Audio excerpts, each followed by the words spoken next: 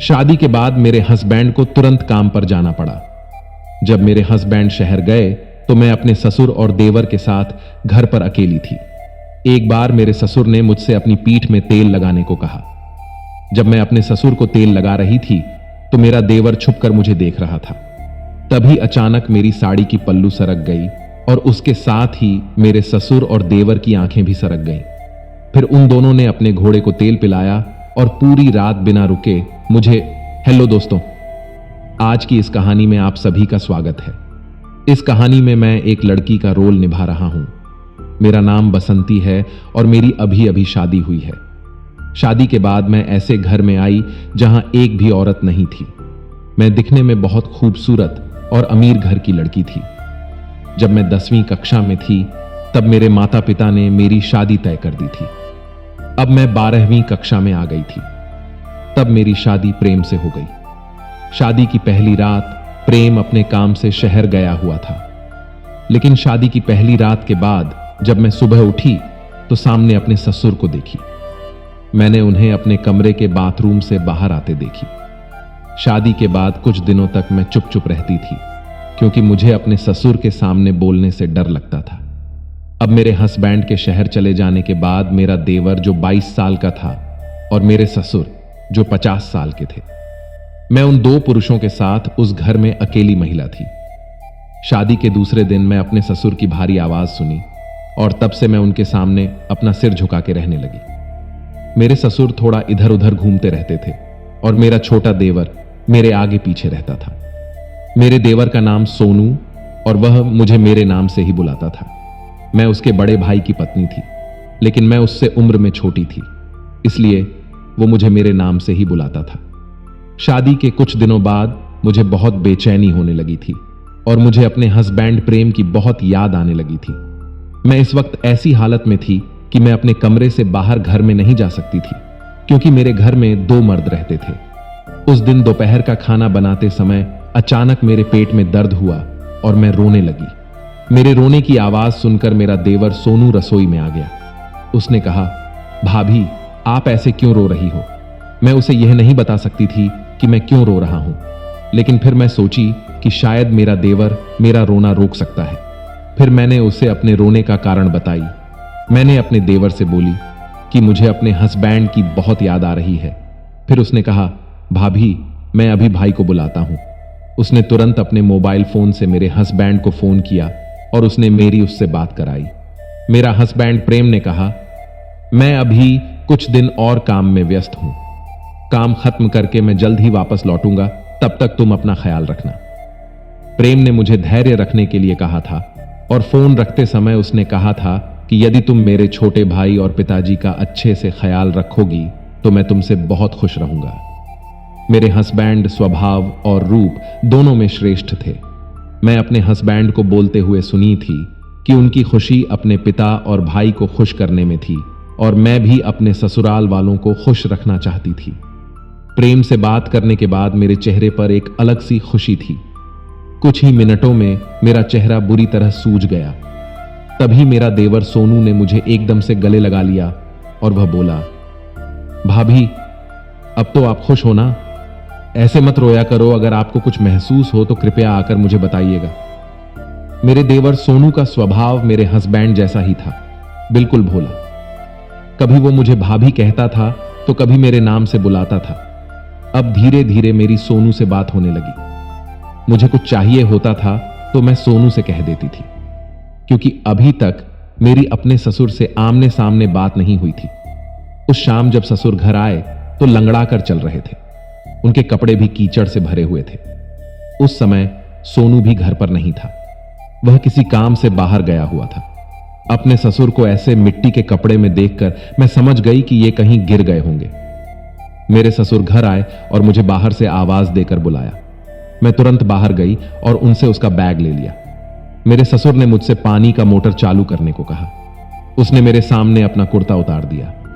वो मेरे सामने सिर्फ एक छोटी सी पैंट में थे। मुझे अपने ससुर को इतनी छोटी पैंट में देखकर बहुत शर्म आ रही थी, लेकिन अभी घर पर कोई नहीं था, इसलिए मजबूरन मुझे उनकी मदद करनी पड़ी। मेरे ससुर मुझसे उन पर पानी डालने के लिए कहे। मैं उनके शरीर पर पानी डाल रही थी और ससुर जी अपने शरीर से मिट्टी साफ रहे थे। जब मैं अपने ससुर के शरीर पर पानी डाल रही थी तो हमारे दरवाजे से गुजर रहा एक शख्स मुझे अलग ही नजरों से देख रहा था।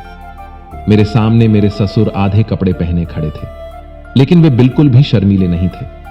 वो मेरे सामने अपने नंगे बदन के साथ खड़ा थे। वे इतने बूढ़े भी नहीं थे, मुझे उन्हें देखकर शर्म आ रही थी। फिर ससुर जी ने मुझे थोड़ा पास बुलाए और पानी डालने को बोले। उन्होंने कहा कि तुम इतनी दूर से पानी डाल रही हो, पानी मुझ पर जोर से लग रहा है, इसलिए पास आकर खड़े हो जाओ। जब मैं उनके पास गई और पानी डालने लगी तो वे मुझे अपने पीठ की मैल को मुझे साफ करने के लिए बोले। फिर मैं ससुर जी की पीठ को मलने लगाई और समय समय पर वे मेरा हाथ पकड़ते और कहते कि इसे साफ करके यह हाथ घुमा दो। मैं अपने ससुर के हाथ अपने हाथ से हटा रही थी। तभी मेरा देवर सोनू घर आ गया। उसने मुझे अलग नजर से देखा और फिर उसने मेरे हाथ से पानी का पाइप ले लिया। फिर उसने कहा, मैं पिताजी के शरीर पर पानी डालूंगा, भाभी आप घर जाओ। मैं अपने ससुर के शरीर पर पानी डालते समय काफी भीग गई थी, इसलिए घर आते ही मैं अपने कमरे में गई और अपनी भीगी हुई साड़ी बदल ली। जैसे ही मैं दूसरी साड़ी पहनकर कमरे से निकलने लगी तभी मेरे कमरे का दरवाजा बजा। मैं बाहर दरवाजे पर गई, तभी दरवाजे के बाहर मुझे गीले पैर के निशान दिखे। जैसे ही मैं उस पैर की निशान को ध्यान से देखी तो मुझे वे गीले पैर सोनू के कमरे में जाते दिखे। तब मैं समझ गई कि जब मैं साड़ी पहन रही थी तब सोनू मुझे चोरी छिपे देख रहा था। अब मुझे सोनू पर शक होने लगा, लेकिन मैं सिर्फ शक के कारण उससे कुछ नहीं कह सकती थी और मुझे उस घर में आए हुए अभी उतना समय नहीं हुआ था कि मैं किसी से कुछ भी कह सकूं। फिर मुझे लगा कि वह शायद मेरे कमरे के बाहर से ही चला गया हो। उस दिन रात को मैं अपने ससुर और देवर के साथ खाना खा रही थी। तभी मेरे ससुर ने अचानक मेरा हाथ पकड़ लिया और मुझे रात के खाने के लिए अपने पास बैठा लिया। फिर उन्होंने कहा, अब तुम इस घर के मुख्य व्यक्ति हैं, तुम हमारे साथ खाना खा सकती हो। फिर वे बैठकर कुछ और बातें करने लगे। उन्होंने कहा, बहू तुम मुझे दादा कब बनाओगी?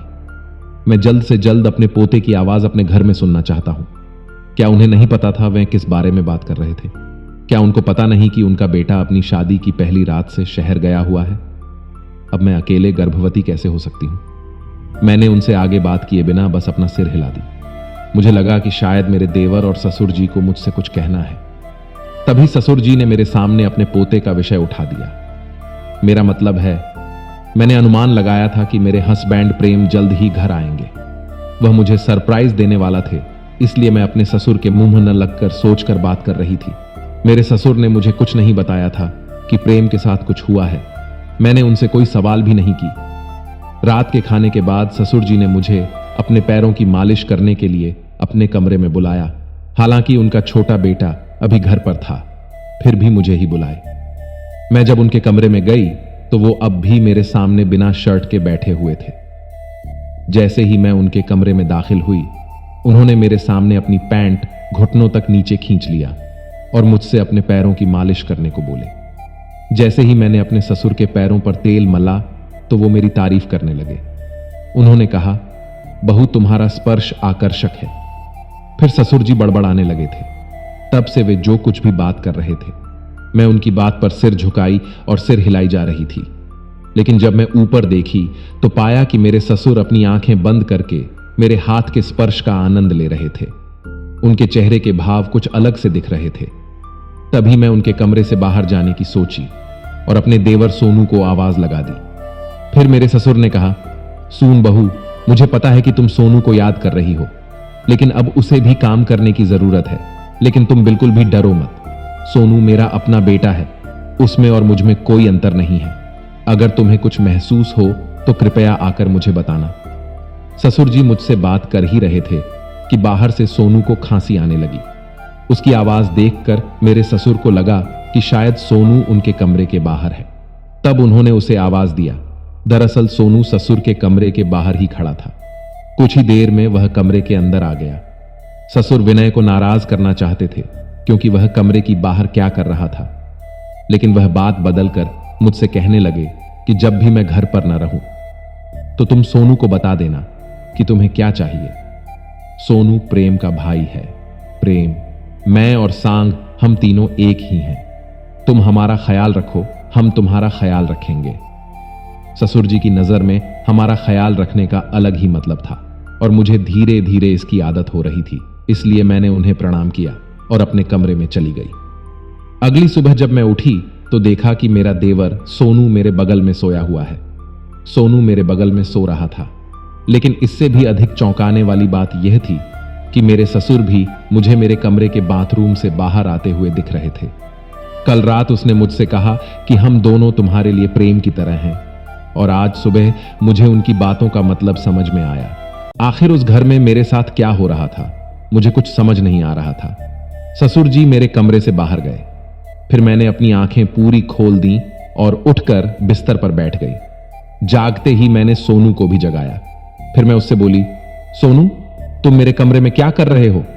तब सोनू ने कहा, अरे भाभी आप डरी मत, रात को अचानक मेरे कमरे का पंखा बंद हो गया, इसलिए मैं नींद में ही अपने बगल वाले कमरे में घुस गया।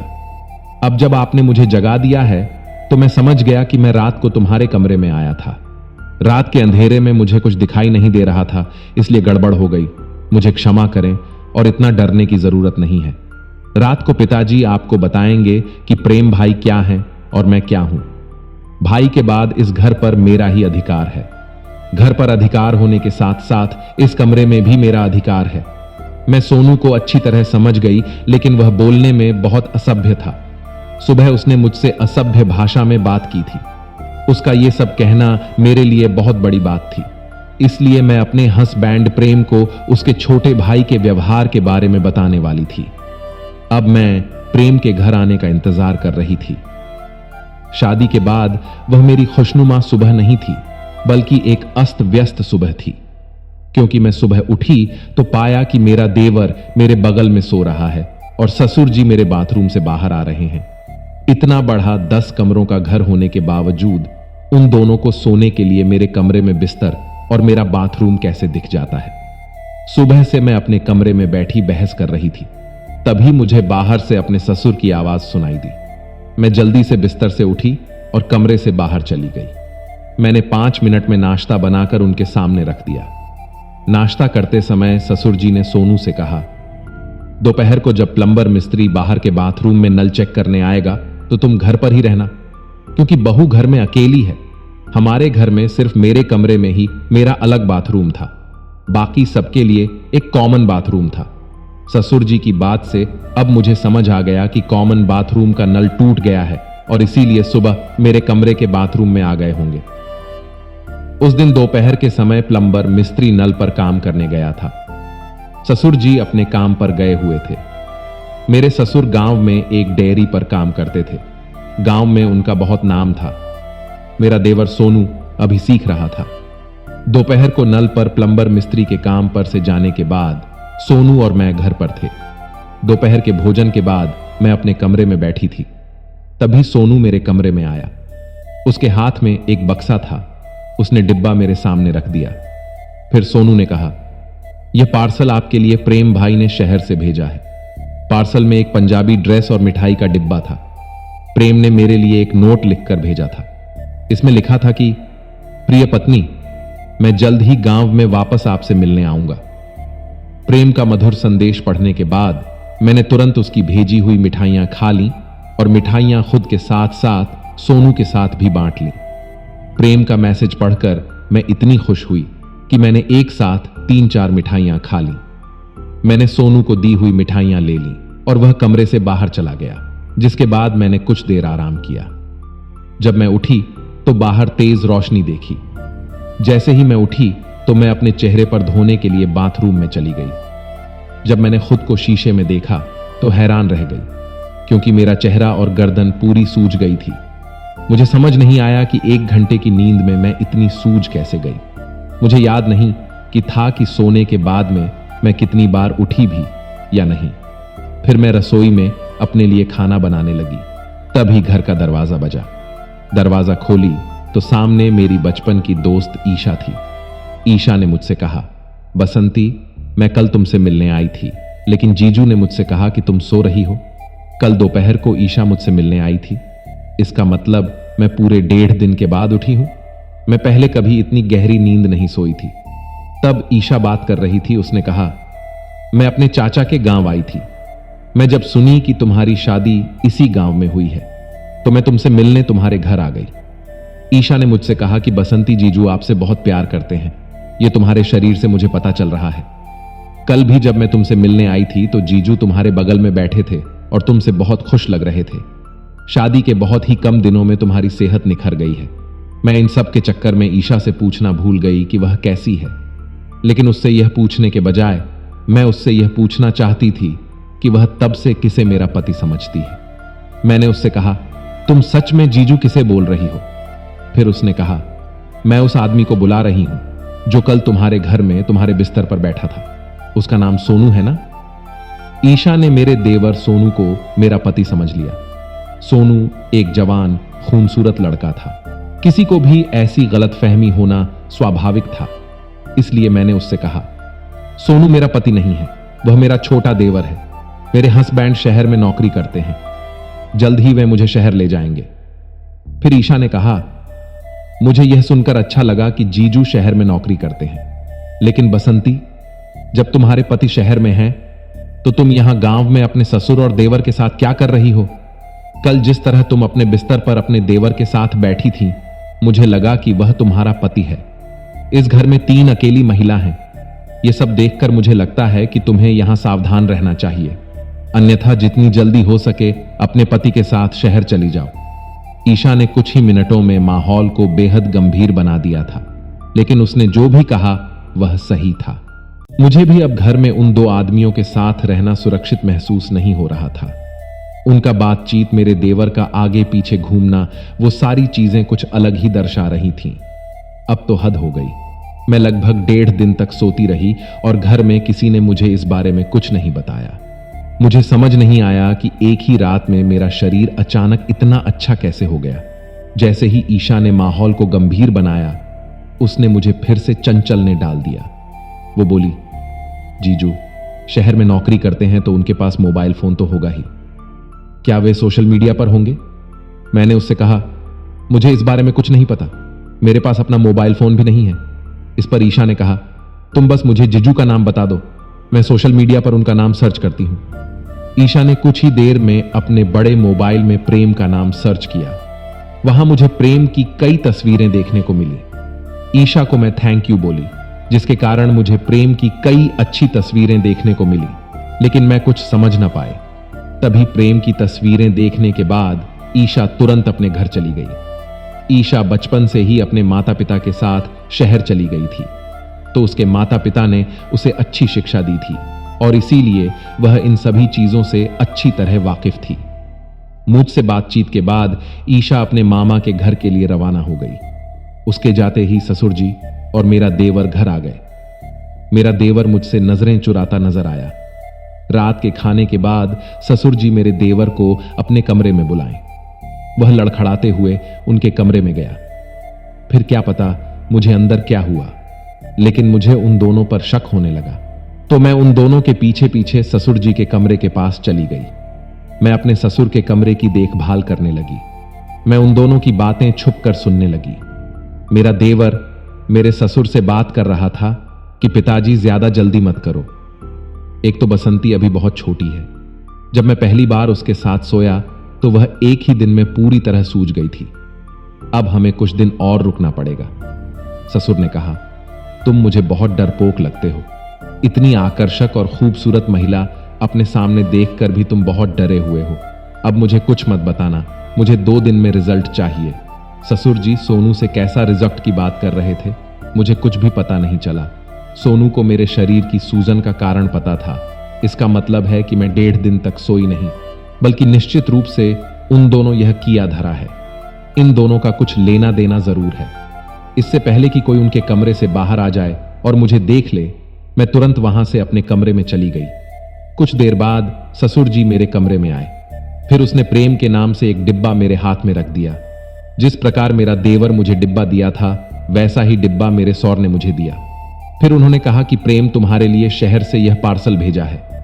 उस पार्सल में एक प्यार भरा खत लिखा हुआ था और एक मिठाई भी थी। ससुर जी मुझसे वो मिठाई खाने की जिद करने लगे। उन्होंने कहा, प्रेम ने खास तौर पर तुम्हारे लिए शहर से यह मिठाई भेजा है। मैंने उनके सामने मिठाई मुंह में रखी और खाने का नाटक करने लगी। जैसे ही मेरे ससुर मेरे कमरे से बाहर निकले, मैं बाथरूम में गई और मैं जो भी मिठाई खाई थी उन्हें तुरंत बाहर निकाली और चुपचाप अपने बिस्तर पर जाकर सो गई। फिर थोड़ी देर बाद मेरे कमरे का दरवाजा खुलने की आवाज आई। तभी मैंने अपनी आंखें कसकर बंद कर ली। अचानक मुझे महसूस हुआ कि कोई मेरे बगल में बैठा है। फिर मेरे बदन पर कुछ चलने का एहसास हुआ, जिससे मैं बिल्कुल डर गई थी। उसके बाद मुझे मेरे नीचे में कुछ चुभने का एहसास हुआ। तभी मैं झट से उठकर अपने कमरे की लाइट जला दी। जैसे ही मेरे कमरे की लाइट जली, मेरी सहेली ईशा मेरे कमरे के बाथरूम से हाथ में लाठी लेकर बाहर निकली और मेरे बगल में मेरा देवर बैठा था। उसे देखकर ईशा ने उस पर लाठी चला दी। तब मेरा देवर डर गया और बोला कि भाभी, मैंने कुछ नहीं किया है, वह पीटने से बचने के लिए ऐसा कहा। फिर मैं उससे पूछी कि इस घर में मेरे साथ वास्तव में क्या हो रहा है। फिर मैं सोनू से बोली, ईशा ने तुम्हारी सारी रिकॉर्डिंग अपने मोबाइल में कर ली है। अब तुम यहां मेरे साथ क्या करने आए हो? सब कुछ सच सच बताओ, वरना ठीक नहीं होगा। अगर तुमने सच नहीं बताया तो मैं तुम्हें पुलिस के हवाले कर दूंगी। फिर मेरा देवर बताना शुरू किया। उसने कहा, बसंती भाभी, आपकी शादी आपके लिए बहुत बड़ा खतरा है। पिताजी की जिद के कारण प्रेम भाई ने आपसे शादी किया। जब आप नाबालिग थीं तो पिताजी ने आपका विवाह प्रेम भाई से करा दिया, लेकिन उसके बाद प्रेम भाई शहर में पढ़ने चले गए थे। तब वहां प्रेम भाई को एक लड़की से प्यार हो गया और वह उसके साथ वहीं शादी कर ली। फिर भाई ने पिताजी के डर से अपने शादी के बारे में नहीं बताया। तब पिताजी ने भाई की शादी आपसे करवा दिया, लेकिन भाई आपसे शादी नहीं करना चाहते थे। लेकिन पिताजी के डर से उनको आपसे शादी करना ही पड़ा। लेकिन शादी के बाद भाई ने पिताजी को अपनी पहली पत्नी के बारे में बताया। यह जानने के बाद कि शहर में उसकी एक पत्नी है, पिताजी उस शादी को स्वीकार करने के लिए तैयार नहीं थे। इसीलिए भाई अपनी शादी की रात ही यहां से शहर भाग गए। पिताजी उनसे बार बार गांव आने को कहते रहे, लेकिन भाई अपनी पहली पत्नी को छोड़कर तुम्हारे साथ रहने को तैयार नहीं हुए और पिताजी को अपनी बात और अपनी प्रतिष्ठा की चिंता है। तो पिताजी ने मुझसे तुम्हारे करीब आने को कहा, ताकि तुम एक बार गर्भवती हो गई तो तुम यह जानकर मुझसे शादी करने के लिए तैयार हो जाती और इसके अलावा तुम्हारे पास कोई दूसरा विकल्प नहीं रहता, क्योंकि प्रेम भाई अब गांव आने को तैयार नहीं है। कुछ दिन बाद आपके परिवार वाले पूछेंगे कि प्रेम कहां है, तो इससे पहले कि बदनामी हो जाए पिताजी अपना सर झुका देंगे, ताकि लोग समझें कि बहू बुरी निकली, वह अपने देवर के साथ रंगरेलियां मना रहा है और उसके बच्चे की मां बनने वाली है। इस तरह से बदनामी तुम्हारी ही होती, पिताजी की नहीं। इसलिए पिताजी ने यह सारा खेल रचाया है। प्रेम भाई ने आपके लिए शहर से कोई पार्सल नहीं भेजा था। 2 दिन पहले जो पार्सल मैं तुम्हारे लिए लाया था वह पिताजी ने मुझे दिया था। वह नोट पिताजी ने खुद लिखा था और मुझे नहीं पता था कि पिताजी ने उस मिठाई में कौन सी दवा डाल दी है। भाई ने झट भेजा है। उस खुशी में आपने सारी मिठाइयां खा ली और इस कारण आप पूरे 1.5 दिन तक सोती रहीं। फिर मैं प्लान के मुताबिक तुम्हारे साथ वो सब करना चाहता था, लेकिन जब भी मैं तुम्हें छूटा तो नींद में तुम्हारा मासूम चेहरा देखकर मुझे तुम्हारे साथ कुछ भी बुरा करने की इच्छा नहीं होता। तुम्हारे करीब आने से पहले मैं पिताजी की बातों में आ चुकी था और तुम्हारे साथ कुछ भी करने को तैयार था। लेकिन जब सोते हुए मैंने तुम्हारा मासूम चेहरा देखा तो मुझे खुद पर शर्म आने लगी कि मैं ऐसे किसी के साथ कुछ गलत कैसे कर सकता हूं। इसलिए मैं सारी रात तुम्हारे पास बैठकर गुजार देता और सुबह होते मैं बाहर चला जाता, और इतनी देर तक सोने से आपका पूरा शरीर सूज गया है। अपने देवर की मुंह से सारी सच्चाई सुनकर मेरे पैरों तले जमीन खिसक गई। जिस आदमी से मेरी शादी हुई थी उसने कभी मुझे अपनी पत्नी नहीं माना। प्रेम जिस लड़की से प्यार करता था उसके साथ शहर में जीवन शुरू करने के लिए स्वतंत्र था, लेकिन उसने अपने पिता के डर के कारण मुझसे शादी करके मेरी जिंदगी बर्बाद कर दी। ससुर जी अपनी बात और मान पर अड़े रहे। अगर सास होती तो एक बार इन लोगों की बातों के बजाय अपने बेटे की बात को प्यार और समझ के साथ सुन लिया होता तो यह सब भ्रम नहीं होता। कल दोपहर को मैं ईशा के मोबाइल में प्रेम की सोशल मीडिया प्रोफाइल देखी थी। मैंने उसमें एक लड़की के साथ उसकी तस्वीरें देखी थी और तभी मुझे पता चला कि कुछ तो गड़बड़ है। फिर मुझे लगा कि अब तो मेरी जिंदगी बर्बाद हो जाएगी, लेकिन सोनू ने ऐसा नहीं होने दिया। उसने मेरे और अपने बारे में सोचा बिना यह सोचे कि लोग क्या कहेंगे, फिर उसने मुझसे शादी का प्रस्ताव रखा। सोनू ने मेरी जिंदगी बर्बाद किए बिना मुझसे शादी का प्रस्ताव रखा, तो मैं उससे शादी के लिए तैयार हो गई। फिर सोनू ने मेरी जिंदगी बन गया और मुझसे शादी कर लिया। हमारी शादी के बाद मेरे ससुर ने प्रेम को माफ नहीं किया। मैं भी अपने ससुर को समझ गई कि उनकी अपनी पुरानी सोच विचार ने उनको ऐसी हालत में डाल दिया था। इसलिए मैंने अपने ससुर को माफ कर दिया और अब हम तीनों खुशी खुशी अपने घर में रहने लगे। 1 साल बाद मैं अपने ससुर को दादा बना दी। निर्देश: लोग क्या कहेंगे, इसके बारे में सोचने के बजाय सोचे कि आपके बच्चे क्या महसूस करते हैं और वे क्या चाहते हैं। कभी कभी माता पिता के साथ ऐसा हो सकता है कि वे अपनी इच्छा के अनुसार अपने विचारों को अपने बच्चों पर थोप देते हैं, इसलिए पहले बच्चों का विचार करना जरूरी समझें। तो दोस्तों, मुझे उम्मीद है कि आपको यह कहानी पसंद आई होगी। अगर आपको यह कहानी पसंद आई हो तो कृपया लाइक और शेयर करें, और हां, हमारे चैनल को सब्सक्राइब जरूर करें। धन्यवाद।